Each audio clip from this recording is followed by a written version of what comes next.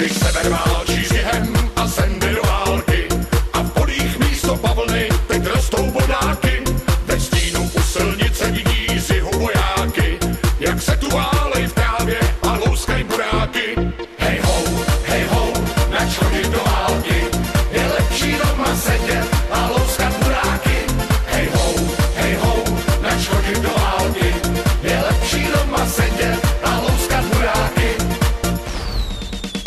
Plukovník sedí v sedle, volá Jenkiové jdou, ale mužstvo v trávě leží, prej už dál nemohou. Pan plukovník se otočí a koukne do dálky, vidí slavnou armádu, jak louská buráky. Hej ho, nač chodit do války, je lepší doma sedět a louskat buráky.